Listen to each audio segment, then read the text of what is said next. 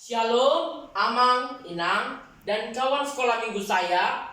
Pada kesempatan kali ini, saya akan menceritakan tentang Yesus di hadapan mahkamah agama yang tertulis dalam Markus 14 ayat 53 sampai 67.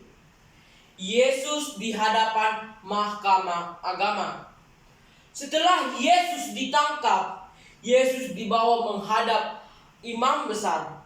Imam-imam kepala, tua-tua, dan ahli Taurat berkumpul di situ.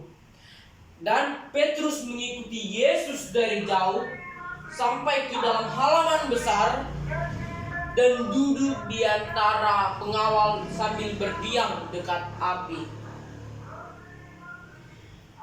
Imam-imam kepala, malah seluruh mahkamah agama mencari kesaksian terhadap dia agar dia dapat dihukum mati. Tetapi mereka tidak memperolehnya. Lalu banyak juga orang yang mengucapkan saksi palsu. Tetapi kesaksian-kesaksian itu tidak sesuai satu dengan yang lain. Lalu beberapa orang naik saksi melawan dia dan berkata, "Aku mendengar orang ini berkata, aku akan merubuhkan bait suci yang buatan tangan manusia, dan dalam 3 hari akan kudirikan yang lain yang bukan merupakan buatan tangan manusia." Tetapi kesaksian itu tidak sesuai satu dengan yang lain.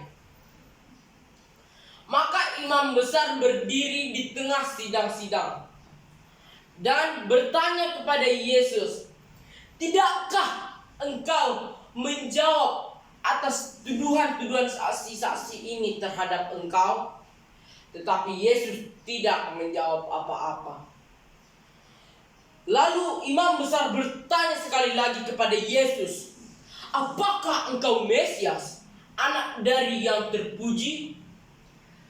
Yesus menjawab, "Akulah dia, dan kamu akan melihat Anak Manusia yang duduk di sebelah kanan yang Maha Kuasa dan datang di tengah awan-awan di langit."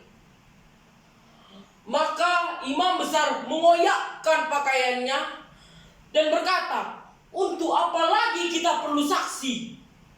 Dia telah menghujat Allah." Lalu dengan suara bulat mereka memutuskan bahwa Yesus harus dihukum mati.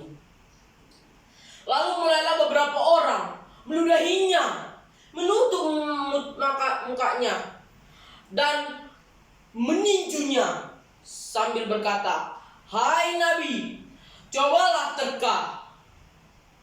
Malah pengawal memukuli dia.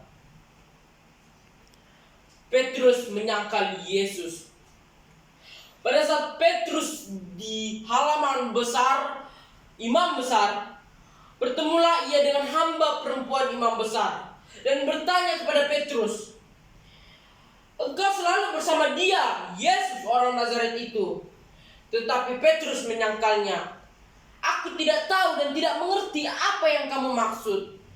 Sambil pergi ke serambi muka dan berkokoklah ayam.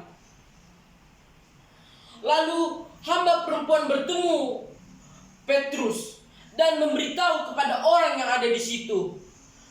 Orang ini salah seorang dari mereka, tetapi Petrus menyangkal pula. Lalu tidak lama setelah itu, orang yang ada di situ bertanya kepada Petrus, "Engkau juga salah seorang dari mereka, apalagi engkau seorang Galilea." Tetapi Petrus bersumpah dan mengutuk dia tidak mengenal Allah, dan berkokoklah ayam untuk kedua kalinya. Teringatlah Petrus akan kata Yesus, "Sebelum ayam berkokok 2 kali, ia telah menyangkal Yesus 3 kali." Menangislah ia terseduh-seduh. Terima kasih Amang Inang. Shalom.